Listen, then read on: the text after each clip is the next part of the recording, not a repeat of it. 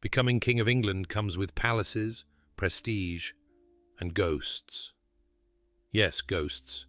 King Charles III inherited not just the throne, but some of Britain's most famously haunted royal estates. Tonight, we delve into the verified paranormal encounters that have accompanied the current monarch throughout his life. Each account presented originates from testimonies provided by paranormal historians, members of royal staff, and even the royal family members themselves. Born in 1948, Charles Philip Arthur George was destined to be one of the longest-serving heirs to the British throne. For over 7 decades, his life unfolded within palaces and castles that have been home to royalty for nearly a millennium. These venerable structures have borne witness to a vast spectrum of events, from royal births and weddings to executions and murders. Windsor Castle, for instance, has served as a royal dwelling since the 11th century, while Buckingham Palace occupies land once belonging to medieval monastic orders. Given such profound and ancient histories, it's hardly surprising these places have accumulated more than just dust over the centuries. Our first unsettling experience occurred at Sandringham House, the royal family's private country retreat in Norfolk. It wasn't just any ordinary evening, it was an occasion that left the future king genuinely unnerved. Charles was spending time in the estate's library, a chamber filled with antique books and imposing wooden shelves that seemed to swallow sound. He was not alone. One of his trusted footmen was present, quietly attending to his duties. Initially, all seemed normal. The library was tranquil, marked only by the gentle rustle of turning pages and the occasional creak of aged timber settling. Then, a palpable shift occurred. Both Charles and his footman began to perceive an unseen presence within the room, something that felt entirely out of place. They sensed a movement around the library, a feeling of being followed as they navigated between the towering bookshelves. It was more than a mere sensation.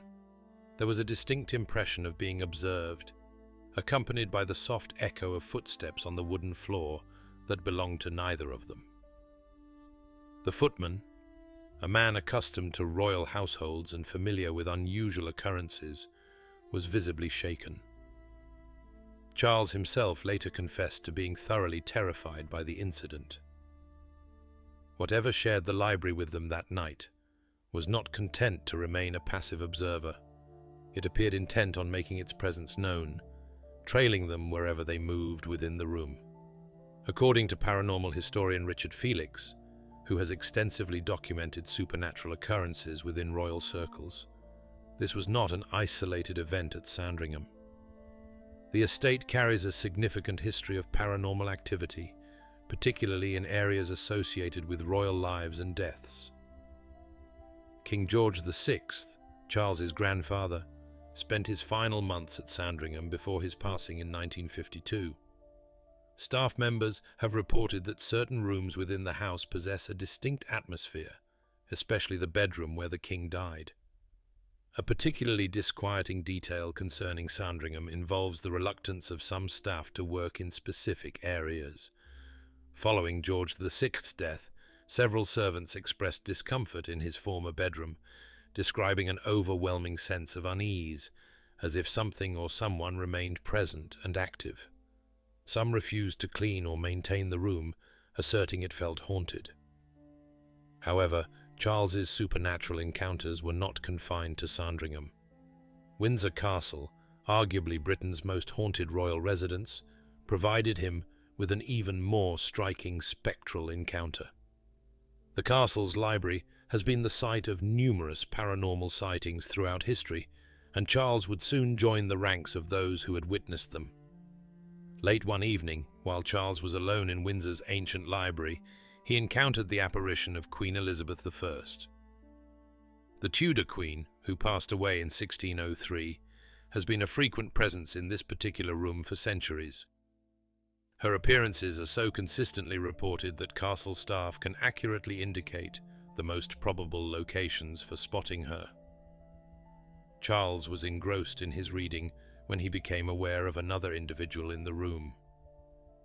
Looking up from his book, he observed a figure moving between the tall shelves, a woman dressed in period attire, unmistakably from the Elizabethan era.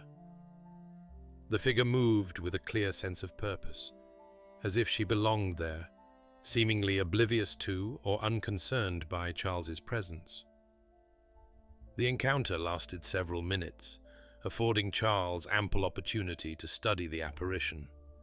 The figure was unmistakably Queen Elizabeth I, complete with the elaborate attire and distinctive features that made her one of England's most recognizable monarchs. She appeared to be searching through the books, her fingers tracing the spines as if seeking a specific volume. What made this encounter particularly noteworthy was that Charles was not the first royal to see Elizabeth I in this precise location. His mother, Queen Elizabeth II, had reportedly glimpsed her Tudor predecessor in the same library years earlier. Even more remarkably, Charles's grandfather, King George VI, had encountered the spectral queen 8 times in that very room, all prior to the commencement of World War II. The sightings of Elizabeth I at Windsor Castle extend far beyond the current royal lineage. Historical records, dating back to the 19th century, detail multiple encounters with her ghost in the library. One particularly well-documented instance involved a young guard on his nightly rounds. Upon entering the library, he saw what he assumed was another castle staff member reading by lamplight. Approaching to inquire about the late hour, he realized as he drew closer that the figure was attired in clothing from centuries past. The woman looked up, and he found himself gazing into the face of Queen Elizabeth I. Before he could react, the figure simply dissolved, leaving behind only the faint fragrance of old roses. When the guard reported the incident to his superior, he was informed in a matter-of-fact tone that he had been honored with a special sighting of Queen Elizabeth I. The casualness of this response implied that such encounters were relatively common knowledge among the castle's personnel. Charles's experiences with the supernatural were not solely limited to visual apparitions. He also had to contend with locations that felt profoundly unsettling.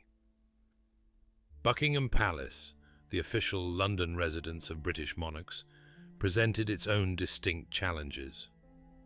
According to paranormal experts, Charles has consistently felt uneasy in this particular palace, and the reason is directly linked to its spectral occupant. The palace is reportedly haunted by the spirit of a medieval monk, a figure observed wandering the halls for decades. This ghost is seen wearing the traditional brown robes and hood of his order, his face obscured by shadow as he moves silently through the corridors. The monk's presence is connected to the palace's historical origins. Buckingham Palace was constructed on land that originally belonged to the monks of Westminster Abbey.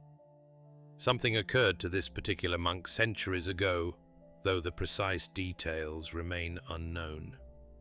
What is certain is that his spirit has never departed the grounds.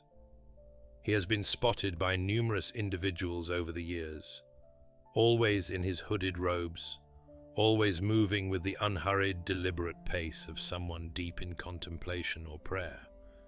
Charles's discomfort with this spectral resident is well documented. Royal insiders report that he has expressed reluctance to spend extended periods at Buckingham Palace, particularly in areas where the monk is most frequently sighted. The ghost appears to favor the older sections of the palace, areas that would have been closest to the original monastic structures. The monk's appearances are not random or fleeting. Staff members have reported seeing him in various parts of the palace, typically during the early morning or late at night. He often appears solid and lifelike, leading people to assume he is a living person until he vanishes without explanation. Some witnesses have attempted to approach him, believing he might be lost or in need of assistance, only to watch him disappear before their eyes. One of the more disturbing aspects of Charles's supernatural encounters involved his wife, Queen Camilla, and their shared experience at Dumfries House in Scotland. Charles had acquired this historic property and was overseeing extensive renovations when they first visited together. What should have been an exciting tour of their new acquisition transformed into something far more ominous. Camilla's reaction upon entering Dumfries House was immediate and profound. As she ascended the front steps and stepped into the main hall, she was overcome by an intense feeling of dread. She later described the experience in vivid terms, explaining how she was literally frozen in place, unable to proceed further. "I literally froze," Camilla recounted. "If my hair could stand on end, it would have done." The sensation was so powerful and frightening that she immediately turned and departed the house, stating her strong disinclination to return, a sentiment she maintained for several years. What Camilla encountered was believed to be the spirit of the Marquis of Bute, the estate's former proprietor. According to paranormal investigators, the ghost was deeply displeased with the renovations Charles intended. The spirit seemingly viewed the planned alterations as an intrusion upon his domain and was making his displeasure known to anyone entering the house. This kind of reaction from a spirit is not unusual, according to experts in supernatural phenomena. Many spirits become agitated when their former abodes undergo alterations or renovations. They develop an attachment to the property as it existed during their lifetime, and any changes can provoke defensive or territorial behavior from the spectral occupants. The spirit had valid reasons to be protective of Dumfries House. The property housed one of the world's most exceptional collections of Chippendale furniture, pieces he had meticulously gathered and preserved during his life. The prospect of these treasures being moved or modified as part of Charles's renovation plans may have been the catalyst for the ghost's adverse reaction. Camilla's experience was not an isolated event. Other visitors to Dumfries House during the renovation period reported similar feelings of unease and being unwelcome. Some described sensing an irate presence that seemed to follow them through the rooms, while others noted sudden drops in temperature and the sensation of being observed by hostile eyes. The paranormal activity at Dumfries House only subsided after the renovations were completed and the house had settled into its new purpose.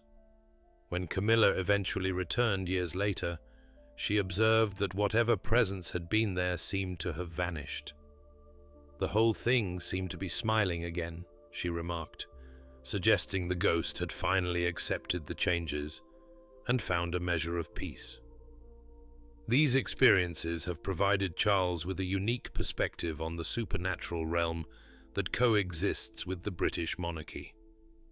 Unlike many who might dismiss such encounters as mere imagination or coincidence, Charles has lived with these phenomena for decades.